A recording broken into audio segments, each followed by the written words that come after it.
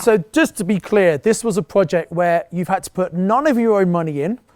You've added enough value to refinance, pay everyone back, plus all the interest. Then obviously you've got all the equity. And because it's not a joint venture, you've got all of the cash flow as well. I've got 3 speakers who are all very big thinkers, and they've done very well in property. And I'm sure you're going to be inspired and learn from each of them. So let's go to our very first virtual guest today. We had Andrew earlier, but virtual guest. I'm going to sit down so I can have a bit of a chat to Stuart Scott. Let's put your hands together and let's hear it for Stuart, please. Morning, good afternoon, Stuart. Good afternoon. So first of all, you're our first virtual guest, so the first time we've ever done this. So thank you for joining. And you know, Stuart, you've had a really interesting journey in your property. I think a lot of people in the PIN community will know you as one of the pioneers of this co-living concept. So do you want to give everyone a little bit of background about what you did before property and then how you kind of got into property? And obviously, I know you came and did Mastermind and you really were talking about co-living. And a lot of people are thinking, what's this co-living thing? And you've taken it to another level. So give us a bit of an introduction first of all, Stuart. Well, I come from the kind of the tech innovation world. So I built and sold marketing agencies, and then I built my own companies. I sold them, and then I'd always been flipping property, so I knew about how to add value to property. So I knew the kind of fundamentals of adding value and building out the profit and cash flow, but I hadn't ever kept anything. I had nothing to replace my income. So when I came on to Mastermind, or I did the 3-day, and then I went on to the Mastermind, what I learned was, actually, I need to replace my director's salary. I haven't got any salary there. So one of the things when I came into Mastermind was I could see some trends in the market, because in my previous world of product innovation, what we would do is identify trends, look for niches, and look for opportunities to innovate new products. And so I could see that there was some change that was going to happen to the HMO market. And we could see that there was this new kind of product, an evolution. I think we've talked about this before, Simon, evolution of the HMO into like HMO 2.0.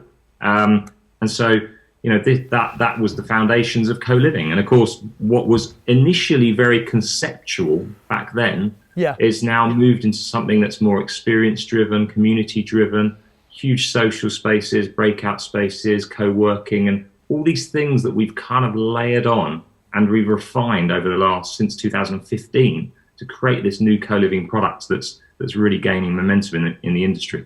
And I think you're right. I think it is the evolution of HMOs. A lot of people say, well, there's an oversupply of HMOs. And I agree, there is actually an oversupply, but they tend to be the very average, magnolia, very boring HMOs. But we're not talking about anything like that, are we? We're talking about very high-end, very different. And it's more about an experience than just somewhere to live, isn't it? Yeah, I mean, just to qualify for everyone in the room, this is very much about the professional shared living market. Yes. Some people, there are different niches within HMO. So there's students, young professional, working people, and then people on benefits, right? Yeah, it's very much the professional market. When we were working and we had jobs before we settled down and started a family or moved in with a partner. Yeah. But what we're able to achieve is certainly since we've started launching these kind of co-living projects is we're oversubscribed. We have a waiting list of people for rooms. We break rental ceilings. We achieve the highest value, maximize our valuations, which of course in the current market is really important. Yeah. And supercharge that demand as well. So there's a lot of, although you're focusing on creating a great product and experience, the actual net effect on your bottom line and your returns is quite high as well. I mean, it makes sense in so many ways, because as I say, if you have a better quality product, there are a more discerning client, tenant, I know you might not want to use the word tenant, but client who actually is prepared to pay for that. Yeah. And the fact that's borne out by the fact you've got waiting lists. I know one of our other guests is going to say a similar thing as well. And for many landlords, the idea of not having void periods is just massive, because it means that you're not losing any money, you're maximizing it. And I know that some of our clients have been able to achieve 30-40% increase in the rent based above the average, because they've got these very, very high-end properties. Yeah. Well, and also something I would add to that as well is customer lifetime value. So not only will you get high rents and the occupancy now, Yep. we have customers that stay with us not just in that property, but when they decide to move to a different area, or whether it's an apartment, then back into shared living or somewhere with co-working, suddenly your customer lifetime value is no longer just the initial tenancy Yeah. that they have there. But with you as a brand, it's lasting years across multiple Because properties. they want to come back to that brand rather than just any other property because they had such a great experience. Yeah. Exactly. Fantastic. Exactly. It's about the brand and the brand providing all of the accommodation needs they need. Yeah. Let's show people some slides so that people can get an idea of the kind of the standard of accommodation that we're kind of talking about here. I mean, look at that. That's not a normal HMO, is it? Well, not when I lived in HMOs. It wasn't. No, not when I lived in HMOs either. So I remember we were sharing. There was 6 of us sharing one shower. Yeah, we used to share our kitchen with the slugs in the morning. We would come down, they'd kind of congregate on the floor. So and we certainly didn't have super fast mesh Wi-Fi. That was for sure. So let's talk about some of the just look at some of these pictures. This looks like the co-living concept. It's kind of shared space, isn't it? So it's spaces where people want to hang out together rather than being in their rooms. Yeah, we're optimizing this. Well, normal HMOs, were kind of designed for a need some time ago, and of course the customers completely changed. These spaces are kind of more designed in tune with the fact that they're not family. We're not trying to replicate family house. We're trying to create really inspiring spaces. But ultimately, the only way you can build a community is to bring people together. So that means when you're actually designing the social spaces, similar to the retail and commercial world, we're building and designing spaces for the flow of people and for them to actually come together and to socialize and to eat and to collaborate and do all the things that bring people together. And that's one of the key kind of differentiators of certainly just these initial kind of social spaces that might be in the buildings. They have a feel to me like a bit of a kind of a trendy coffee shop kind of vibe about them. Yeah, we do. I don't want to upset you. I'm not sure if that's what you want or not, but that's what's kind of coming through. Well, no, that's very much. Do you know what? The original concept going back in 2015, we used to call them cafe kitchens. So rather than have a kitchen, it was called the cafe kitchen. And the cafe kitchen is almost supposed to feel a bit more like a coffee shop, where it's less about a formal kitchen and more about an informal place that you can just meet your friends, spend time with your housemates, and you just enjoy hanging out in that space. Yeah. Awesome. Great. So the reason I wanted to show this slide was because this is really a whole range of additional facilities that go above and beyond traditional HMOs that we build. So you'll notice in there we've got dedicated co-working, we've got workstations, private work pods, we've got landscaped outside spaces, we've got micro co-working, we've got breakout spaces. There's a lot of focus in co-living always about the main social space. But what we've actually found over the years is the actual experience is more about facilitating how people live. And, we were quite lucky because about 2-3 years ago, we really invested in co-working. So, of course, people work 1 or 2 days a week from home. They don't want to work out of their bedroom. Co-working really helps with that. Breakout spaces are brilliant because, frankly, sometimes we all don't feel social and you just want a bit of space on your own and you need some seclusion and you might want to work on your own. So building these kind of environments into them has been really kind of, this has completely supercharged how oversubscribed we are because there's nothing locally that has that same offering in the market. Yeah, and you're operating down in kind of Brighton and Hove kind of area, right? Across the southeast, yeah. Yeah. I mean, one other thing I would highlight on this is that although co-working has been more popular now, because as soon as we went into COVID, we're still in COVID, aren't we? But the way people live is completely changing, and this trend of flexi working isn't going to go away. In fact, it's probably accelerated. COVID has become almost like a global accelerator of change. Yeah. And I think having spaces where you live, being able to accommodate a wider expanse than just the living, I think is really interesting as we move forward. Yeah, absolutely. Co-living we kind of break it down into 3 key areas because I thought there's a lot of people on there thinking, what is co-living? What are the component parts? How does it all hang together? Well, firstly, there's the space. That's the physical space that you create. So in the case of HMO, it'd be the physical product. So you create a 6-bed, 7, 8, 9, 10 bed. That's the product. So you can't really you can facilitate a community through the product by creating the space so that everyone can dine together and socialize together. You can't, what you then need to do is layer on extra things. So then there's the community. These are the layering elements of where you start to put on events and you bring people together and you start to facilitate community related things. And then on from that is the experience. And this is the end-to-end customer experience. And when I say experience, I don't just mean experience of living in the property.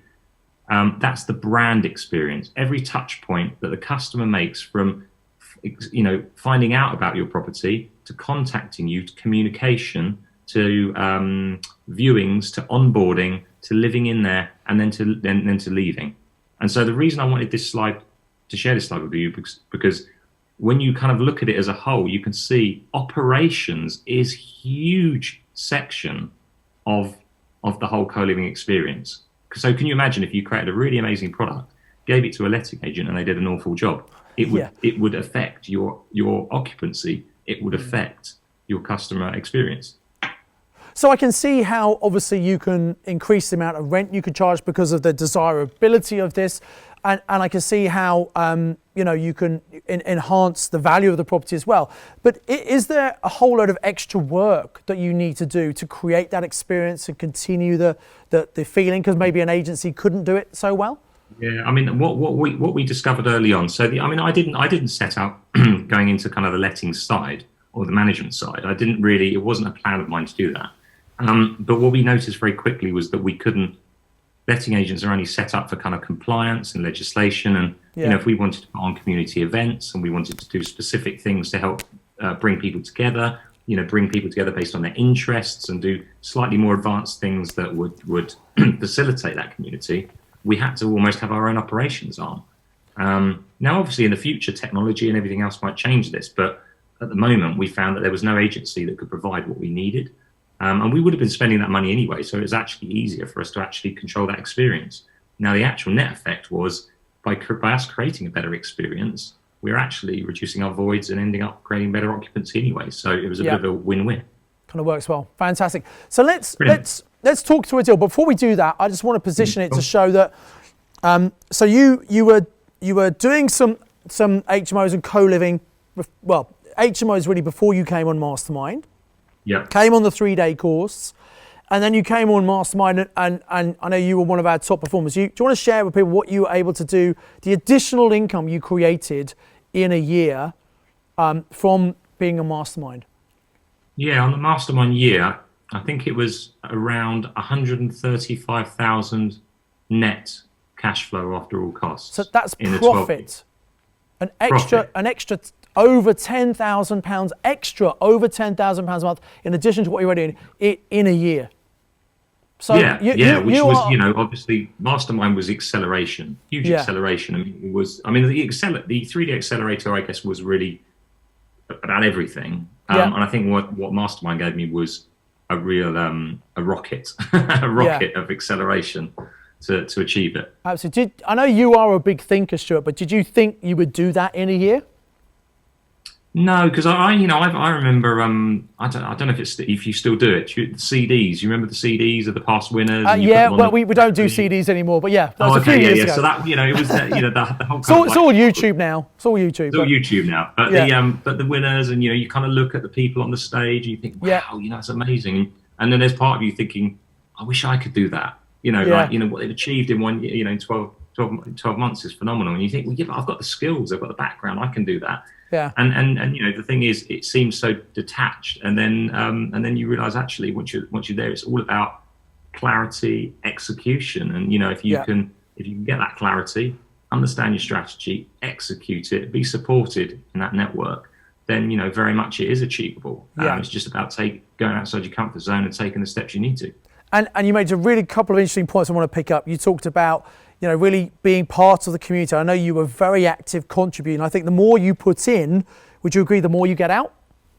Absolutely, yeah. Because some people have more experience going into that group. I'd had some some prior experience, but I really, my experience was I didn't have a lot in the kind of like the shared living world. I was more about just adding value. Yeah. There's a lot of people that in that surroundings, you can lean on some other experience. You might have one person in the group that has happened to raise more private investor finance, and they're ahead further on that, or someone else is further ahead on development. So you can start to understand, because when people are starting out, it's one thing to go and get the investment, but they need to know how to manage and deliver the actual project as well. Exactly. Because you go out there adding them in, but you need to deliver them. So I think having that support around you is really important. And even to this day, after scaling the business out, I still have many friends and connections, and that built up my network. And I can always make a quick phone call if I need some help on something. Yeah, it's a lifelong club, really, isn't it? Well, it's constant learning as well. The one thing that we've done with, I didn't set out to create a property company. I set out to create an innovation company. And basically, we're learning every day. We experiment every day. We try new things. All the stuff that you've seen in the photos is basically experimentation. And if you've got to be willing to take a few risks and try some things. And frankly, that's the fun side of it. It can't just be about numbers. I mean, the numbers are great, but it's equally about what you do and why you do it. Yeah. Oh, you can tell you're from a creative background, Stuart. Yeah. That sometimes means that sometimes your details can get a little bit tricky, but yeah. So sure, I've always asked people to talk about a particular deal. So let's talk about this particular deal. So this was a normal 3-bed house converted into a large co-living property. Let's run through them. So how much was the purchase of the property, first of all? Yeah, the purchase property was 430,000. Just to give you a background of this, I wanted to share this one. We do a lot of stuff in sui generis, the larger ones, which is 7+. But this one is really good to show that even on going in on a 6-bed, you can still make the numbers stack. And really interesting about this one, the number of rooms and built areas we had in it, we could have made it sui generis. But when you see the numbers in a minute, I didn't need to do that. And I actually did. I did that with it where I didn't need to max out more on it because the numbers already stacked. So I went for more facilities like co-working. Yeah. Okay. So and that was that. I mean, obviously Brighton's a fairly expensive place. Was that a discounted deal at all, or what was it about this particular property that appealed to you, or was it pretty much full price? It was pre-market. It depends which way. So it didn't hit open market. I had the first nod on it. It didn't go to open market, so I avoided a bit of bidding. So yeah, I'd say it's a little bit below what it would have ended up as because I secured it. And was that through estate agent relationships or? Relationships, yeah. Yeah. Okay, great. Okay, so purchase price, and then what did you spend on the property to do the refurb? Okay. So I spent 138,000 doing the works, which was 2 rooms up in the loft and reconfiguring the inside. We had a plant room. So this was six rooms, all very large rooms, very big ensuites, and we got a dedicated plant room. We had a co-working room, big open plan, and then a landscape garden. Now, so you put a lot more in than might be in a normal HMO, obviously, but my rough figures that I would share with someone, depending on where you're based in the country, I would say if you're taking a house, like a 3-bed, taking it back to bricks and putting an HMO in there, depending on the specification, depending on the amount you pay for labour in that area, could be anywhere from maybe 12,000 to 15,000 a room. So in other words, I would say that a 6-bed like this could be 72,000 to 90,000-ish. But obviously you spent quite a bit more than that. So people might bulk at the amount, think, oh my God, that's a lot of money to spend. But as we're going to see, because of that extra spending, you not only increase the rent, but you're also increasing the value. And so you can still potentially refinance to get a lot of it out, right? And also the actual square meterage, because we got an L-shaped dormer in the loft with 2 extra rooms. The actual amount of, when it came to the valuation, we'd added a lot of square footage to the building as well. So there was actually a lot of and we had the co-working space as well. Yeah. So it kind of, that all helps with valuation. What you've added. You can justify what you've added. Absolutely. Okay, great. So the end value was 700,000. So. Wow. So we had a nice, healthy valuation. So we maximised. In fact, that was literally on the mark to the original bricks GD. So the valuation that we had for the bridging was 700, and we got it on the mark. 700. Fantastic. Okay, great. So that recycled all of our funds back out. So in bear other in mind, words, the deposit you put in and all the costs of doing the work, the new mortgage was higher, just higher than what. So you got everything out and a little bit of change as well. Yeah, that also includes all of the investor money and the investor interest. So Great. we work with investors and they lend us money. We do the projects, we pay them back. Yes. That's all in there, all costs, including paying the investors' part. So just to be clear, this was a project where you've had to put none of your own money in. You've added enough value to refinance, pay everyone back, plus all the interest. Then obviously you've got all the equity. And because it's not a joint venture, you've got all of the cash flow as well.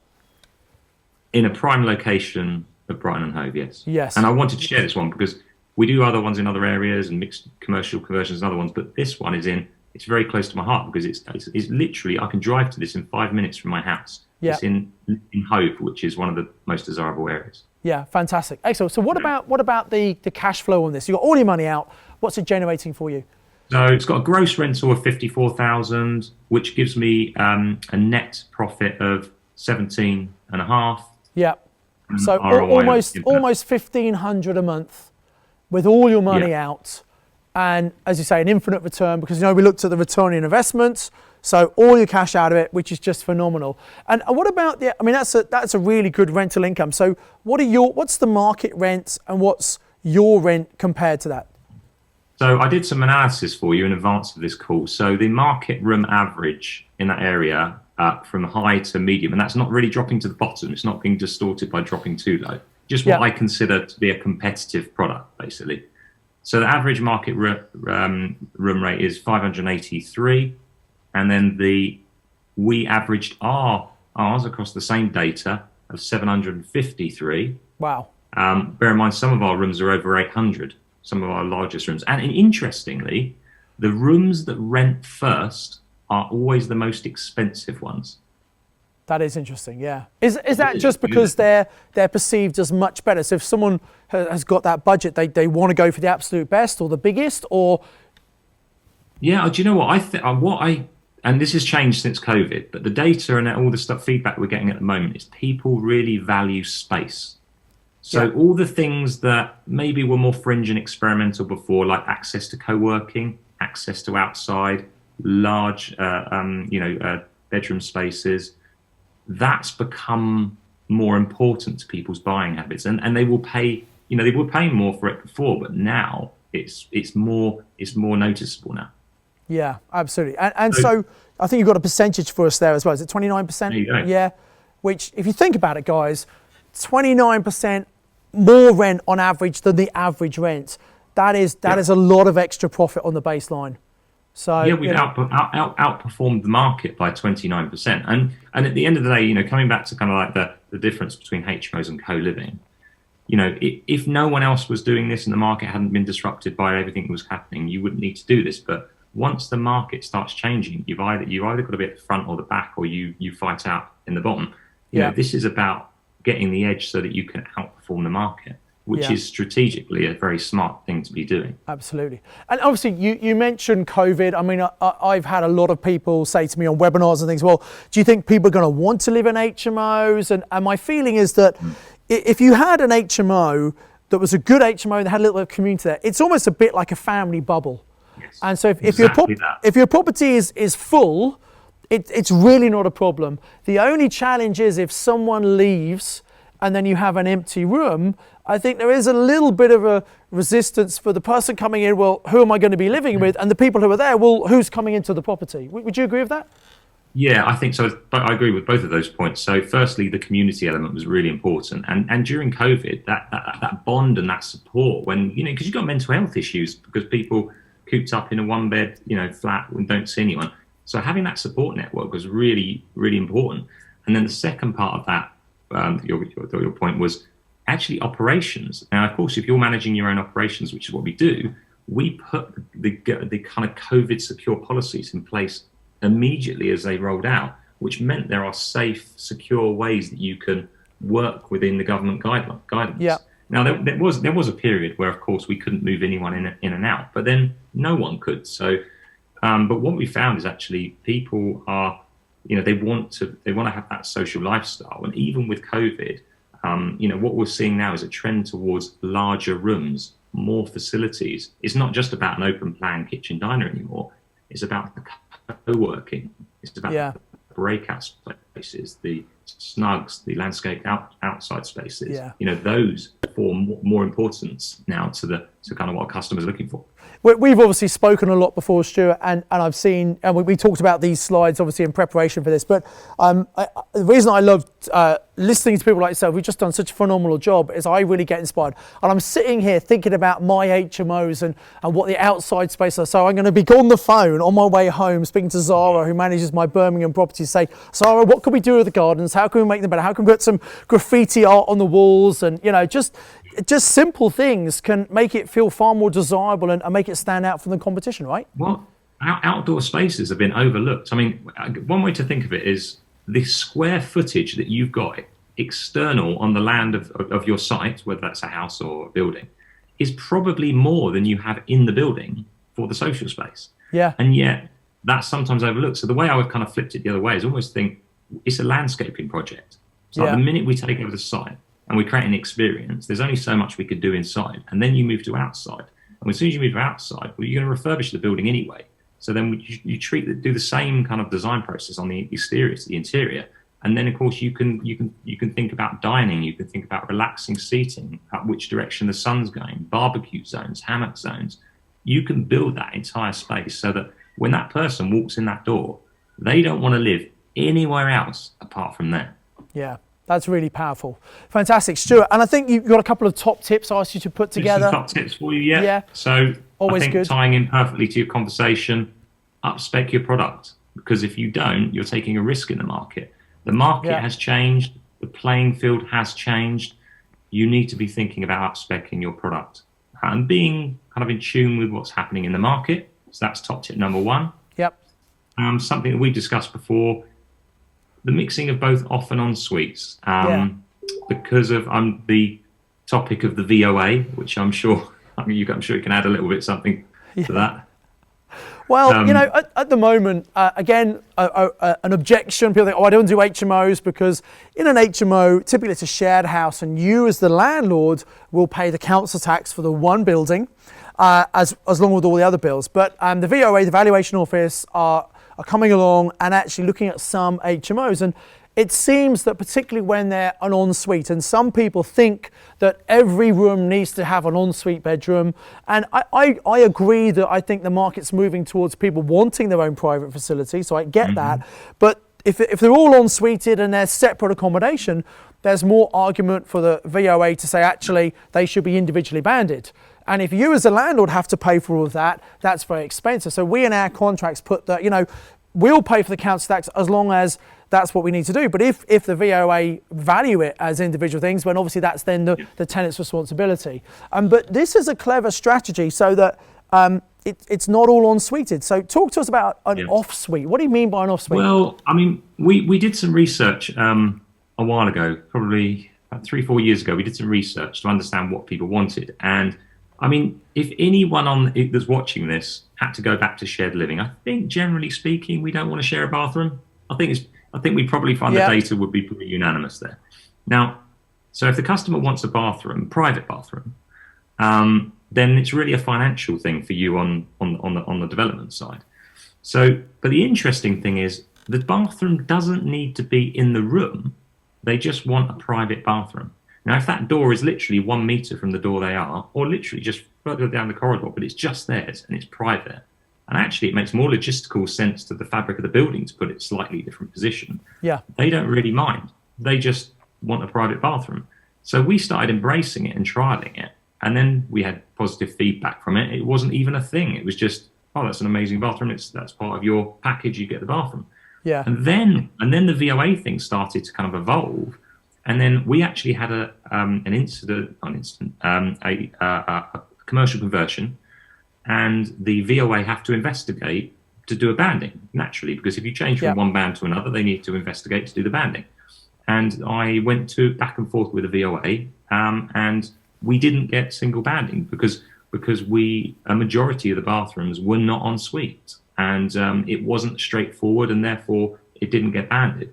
And so, ever since, we've really embraced not having to put en-suites into every room, but simply to work with the fabric of the building and put them in the most usable locations within the building. For example, very often you might have a property that's got a room that is just not big enough to be a bedroom, but actually that could even be split into 2 shower rooms, couldn't it? Exactly. You just split, take a small room, split it in half, and as long as it's on the same floor, that's fine. Yeah. Because at the end of the day, it's theirs, it's their space, and no one's going to end up using someone else's because they've got their own. So I think we just got to think a little bit more differently about how we approach this and future-proof ourselves. And I don't want to be individually bounded, so it was a small bit of adapting to what was happening around us. Yeah, fantastic. And your final top tip there, Stuart? Was just about getting ahead of the curve. This market is always going to change, and the people moving into property development now and moving into the kind of market, this huge opportunity. But the key thing is you've got to get ahead of the curve. You've got to get the edge in the market, and this is about understanding your customer, up-speccing your product, thinking differently, trying new things. It's all about the edge. So I would say that it's about up-spec your product, really think about the customer, try novel new ways to adapt your buildings, whether that's en-suites, off-suites, and really invest in trying to make sure you're ahead of the curve. Fantastic. Stuart, this has been incredible, really insightful. But first of all, I'd like to thank you, Stuart. Thank you so much for taking the time to come and share. Thank you, Simon. I've been inspired. I'm sure everyone else has. And we'll look forward to the follow-up webinar we'll do at the end of September. So thanks, Stuart. Speak to you soon. Cheers. Thank you very much. Let's have a round of applause for Stuart, please, guys. Let's see the hands. Come on, guys. I do hope you enjoyed watching this video. If you enjoyed it, I highly recommend some live online training that we're doing. All you have to do is click on the link below to get full details. And the great thing about live training is obviously we can interact, you can ask me questions, and we can answer them live in the moment. So come and click on that live online training. I look forward to you very soon. In the meantime, I've lined up another video I think you're going to find very useful. So invest with knowledge, invest with skill.